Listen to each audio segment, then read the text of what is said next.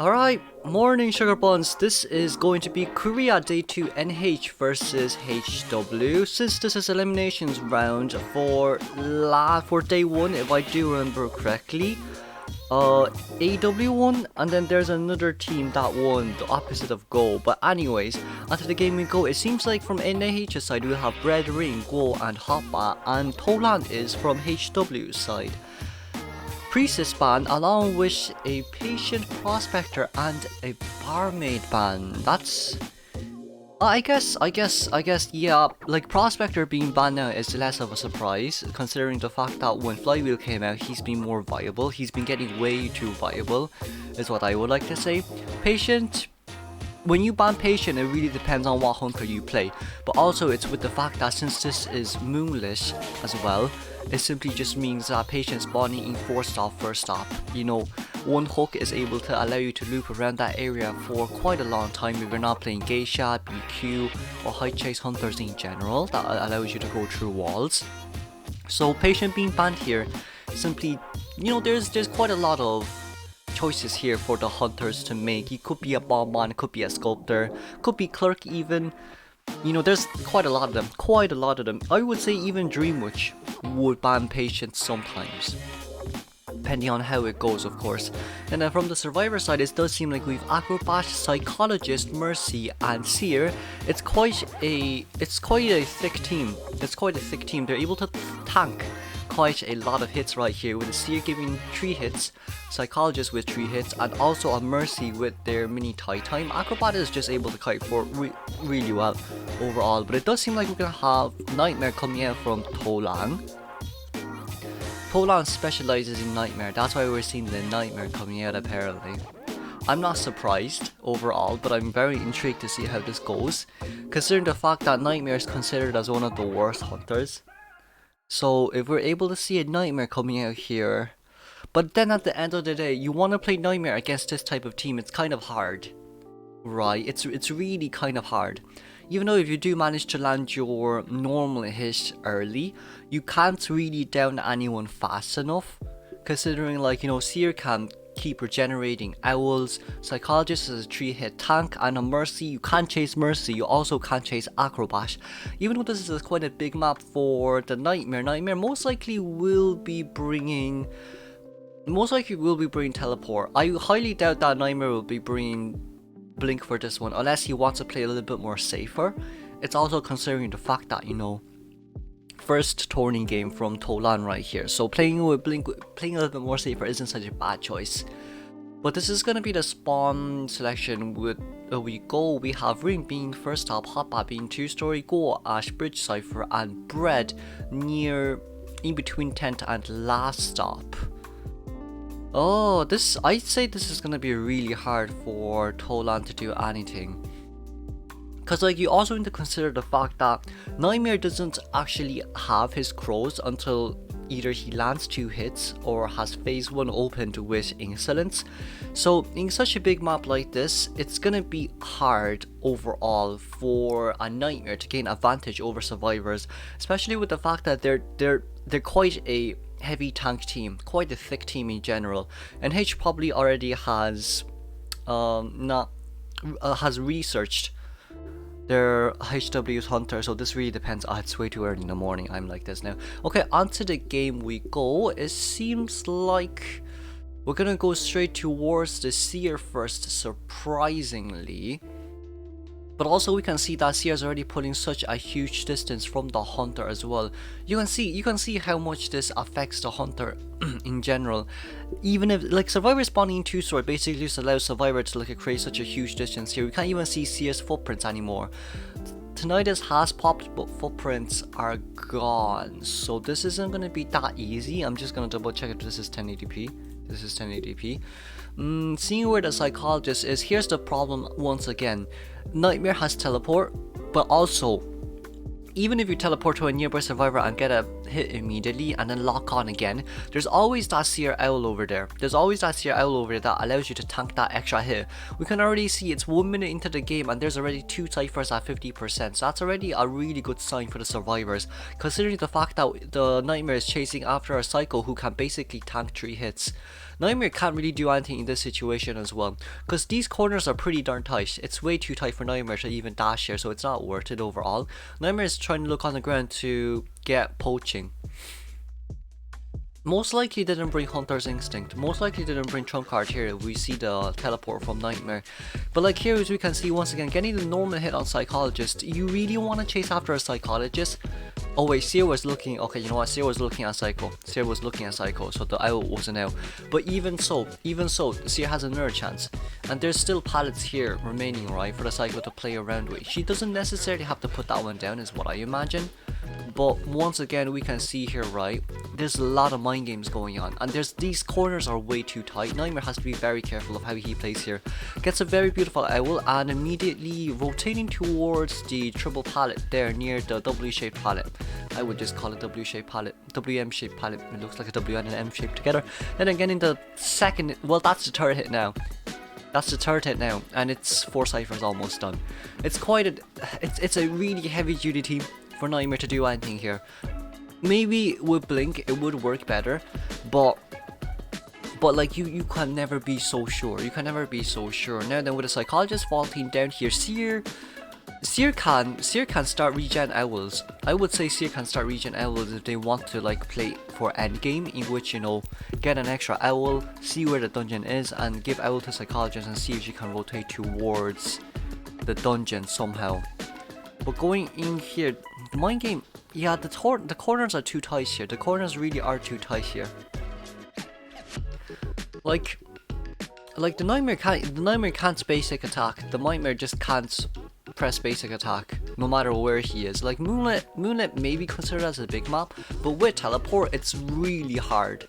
Genuinely really hard for you to do anything in general, especially with like these tight corners in which you're like, okay, maybe I can dash, but this is high tier survivors, and even if you do land a normal hit on them, you're gonna get pallet stunned. It's quite a dilemma right here. We can also see that the last cipher is being opened by Acrobat right now. Crow on the Acro also does have Tide. Now the dash is in there. Yeah, see what I mean by the tight corners. It's way too hard for Nightmare to do anything. Even with max presence, this is a bit hard. Seer probably has like 50% owl, is what I would say. Seer probably already has like 50% owl. Psycho has been rescued, but also Mercy's opening the last cipher. I guess the problem here comes with Akko definitely needs to come rescue, but Psychologist needs to be even more careful here. Wanted to order on Psychologist, cause I feel like Psycho can't really be staying near gate because of teleport and then down and then another crow. This is where Tolan needs to aim for the not the terror shock, but this is how Tolan will have to flip the game here to turn it into his own favor. If Psychologist makes the mistake of going towards the gate, Tolan can immediately teleport, lock on down Psycho, throw the other crow onto the other gate, and then see how that goes.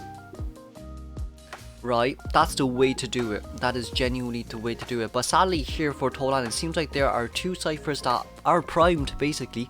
2 79% ciphers. They even open an extra cipher right there for ya.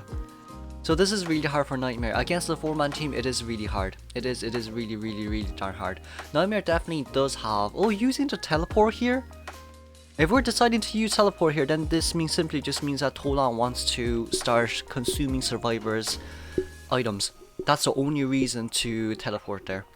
The teleportation there in a nutshell is just so Tolan can get his teleport up ready again. But like the problem once again is there's 2 ciphers primed. If there's only 1 cipher primed and survivor needs to open an extra one, that's definitely understandable. But there's 2 opened right here. So like this is definitely very hard for Tolan to do anything right here. But once again, there is still a chance with the double teleport endgame. There is still that chance. We'll just have to see how it goes for now. Well, Psychologist is at gate, as we can see on the bottom left hand side of our screen. I don't know where Seer is, but Seer definitely can't go on gate. Psycho is the only one who can stay near gate, sadly. Right, and the reason for that is Seer will be returning to the... Oh wait, no, Seer's at the other gate. You know what, fair. This is... Okay, 51% on Psychologist. Blink is not Blink, sorry. Teleport is ready in 25 seconds. The gates are opened. or they think that Nightmare has teleport. They didn't really grasp the timing there. The 10 seconds left until teleport is up. That is not a good sign. That is not a good sign. Not a good sign from the survivor side. This definitely could have been a 3-man escape, but also we can see that Mercy's near. Excuse me. We can see that Mercy's near dungeon alongside with an elbow pad, so that's not too bad. Getting the acrobat there right there. I guess it's fine overall. Seer has to stay middle though. Seer can't run. Seer cannot run. Seer cannot run towards the other gate. Seer cannot run. Can we? Psycho got rescued at 99. Ah, that hurts. I don't sound too excited. I'm sorry. It's too early in the morning. But yeah, now no one can touch the gate. Now no one can touch the gate. Psycho can whistle to Seer though, is what I think. Psycho can either whistle Seer or whistle the mercenary and see how that goes. Right, because Seer can definitely self-heal. Seer can... No, Psycho can just down somewhere and start self-healing. Teleporting here immediately. Mercenary with no elbow pads remaining. Gets the hit right there. Going down here immediately. This endgame... They definitely could have gotten out if they decided to open the gates. Right, but I guess they just thought that teleport was up early and all. But the tension's over soon. Here's another problem. The tension's over soon. The tension's over soon. So the gate is being opened currently. Wanted order is currently on Acrobat. Yeah, I guess it's still a 3-man endgame at the end of the day. It's still a 3-man endgame at the end of the day. The survivors did pretty darn well. They did do pretty darn well. Now then, moving on to second half. That's a 7-minute. That's like a 4-minute endgame. Okay, moving on. Second half, we have NH Mine coming out, or mine, however you want to call it, and NH Mine coming out for NH's Hunter side, HW Juan Toyo, Savi Norse, and Penguin from HW Survivor side. With the Seer Antiquarian, oh, Toy Merchant banned. Toy Merchant being banned here isn't such a bad one. Toy Merchant being banned isn't that bad at all. And a barmaid. We can also see that the little girl is coming out once again. A little girl coming out. A little girl has been coming out quite a lot from Korea server. I guess it's more of a base. Or maybe it's just because of the fact that little girl is able to teleport immediately and also with spawn selection, so I can understand, yes. But once again here, the team comp isn't bad in general. The little girl just feels really out of place. But then again, you definitely could understand, right? Little girl getting chased first, goes near whatever survivor she wants to go near, leech onto them, and the survivors can basically do a guaranteed 60-second kite, let's say. Well, I mean 30-second kite, because if they get hit within 30 seconds after using all their 3 items, that would be a bit awkward, wouldn't it be? Since like patient, 3 hooks, 3 elbow pads, and 3 portals. You can't do much. And did they fix the fact that when Priestess goes through Long Portal, when little girl is leeched onto the Priestess, did they fix the fact that the Mirage doesn't appear when that happens? Or it does appear now? I'm not sure, I haven't been checking the updates at all. But we're gonna be coming out with a Bloody Queen from Minet to guarantee the tie for NH's side. A Bloody Queen. Not bad. Good Bloody Queens can definitely guarantee the tie, especially with a team comp like this, in which they specializes in solo containment mainly, except for the Priestess, who can definitely support with some portals from time to time. But it's also with the fact that this may be a little bit hard for BQ as well, because BQ needs to rely on mirrors to land the hits. It's going to be highly unlikely for BQ to land normal hits, unless it's like in between pallets with pallet mine games and such. But mirrors in general is the main source of presence gaining for BQ right here. But then like against these type of survivors, you have a patient with 3 hooks who can basically just, like aim his hook somewhere and then wait for BQ's mirror scent effect to open up and then go away. And then hook away. Same with Priestess. Same with, well, little girl maybe not that easily, but like everyone else here except for little girl can counter a Bloody Queen. So it's gonna be pretty darn hard for we're gonna have to see how good Mina's BQ is for this one. Now then, this is game 1, second half of HW versus NH. Currently NH is 3 points ahead. Well, 2 points ahead, 3-1 against HW right now. It's up to HW survivors to get a 3-man escape here. 3-man escape here. Assuming that HW survivors actually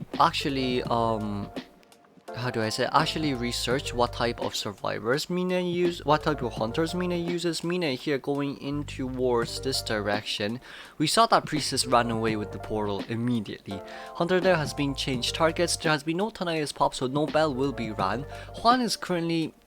I'm surprised Juan is like crouching there. That is a very dangerous location for you to be crouching at. But then again, the most dangerous location is the most safest place.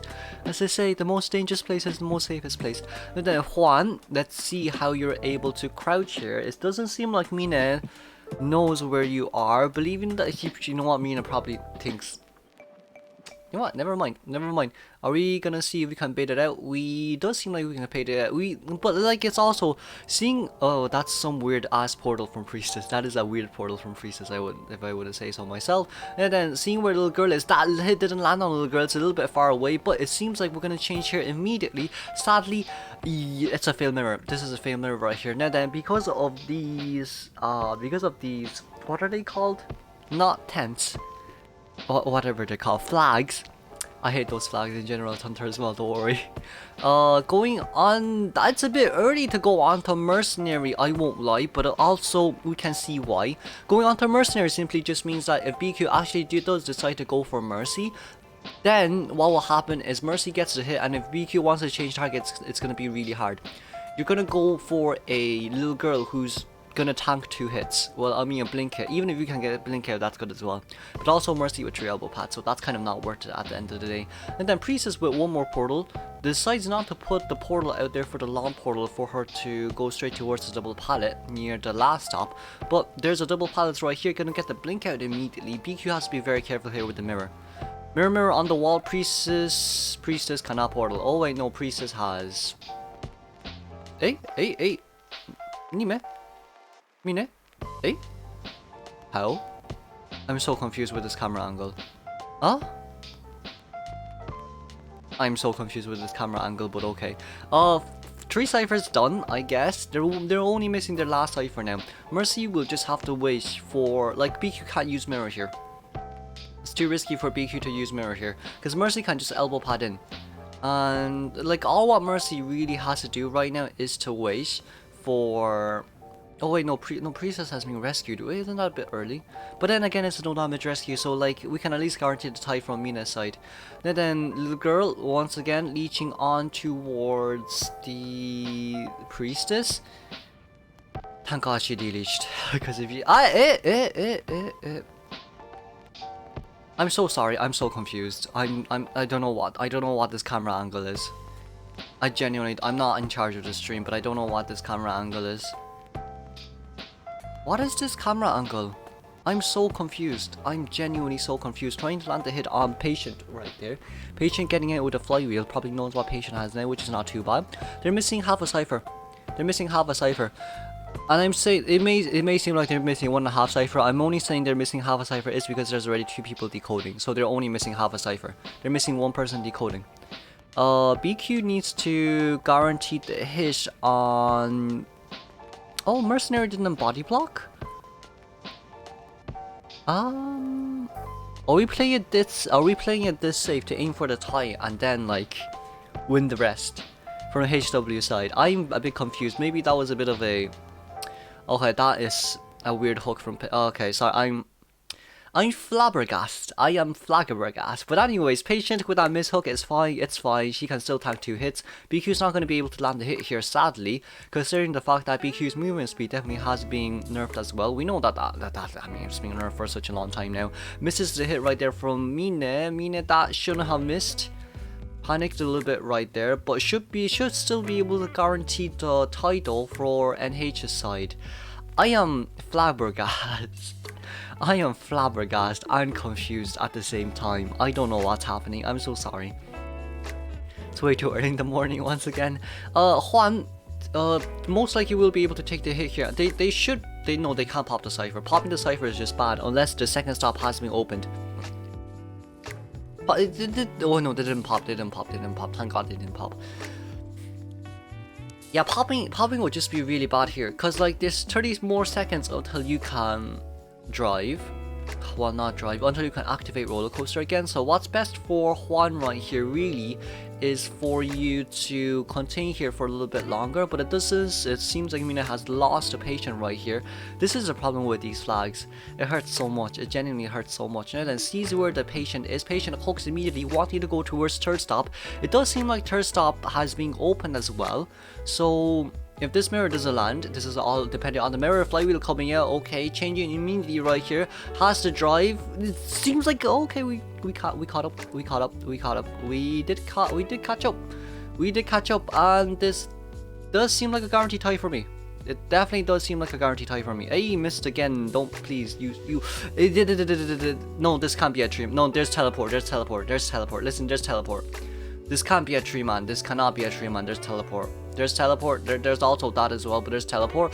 Okay, goes away, but it does seem like patient will be going down here. There's teleport. Listen, it doesn't matter. There's teleport. Carrying the patient right here will be the most safest play. And then teleport towards the gate, and then force the other two out, right? Because mirror will be ready soon. Tremon question mark? No. Yeah, nah. Congratulations to NH Mina for the tie. Moving on to game 2.